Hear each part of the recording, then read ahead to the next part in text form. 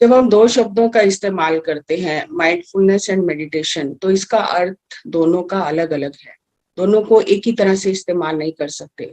Mindfulness and meditation में क्या फर्क है, आज हम उसे समझेंगे पहले, क्योंकि हमें ऐसा लगता है कि हम जो भी कर रहे हैं वो ध्यान ही है। सब लोग कहते हैं 24 घंटे ध्यान में रहना चाहिए, तो उसी को आज हम थोड़ा गहराई से समझेंगे। ध्यान को हम हर एक दृष्टिकोण से जितना गहराई से समझेंगे उतना ही हमारे लिए अच्छा है।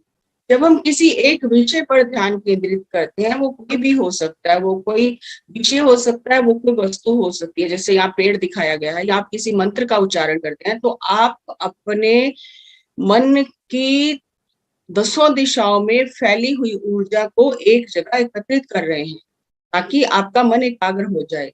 और यही एकाग्रता जब धीरे धीरे ध्यान का रूप ले लेती है, आप सांसों पर ध्यान केंद्रित करने लग जाते हैं, तो आप इस विषय से और वस्तु से, दोनों से मुक्त हो जाते हैं।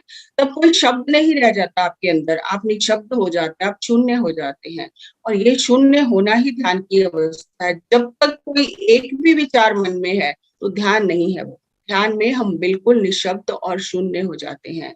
ये ध्यान और एकाग्रता में, माइंडफुलनेस में फर्क है। अब हमें ये देखना है कि माइंडफुल, हमारा मन पूरी तरह भरा हुआ है या माइंडफुलनेस है हमारे अंदर। अब यहाँ भी देखो, शब्दों में थोड़ा सा फर्क है। माइंडफुल मतलब मन पूरी तरह भरा हुआ है हर तरह के विचारों से, जैसा आप पिक्चर में देख रहे हो।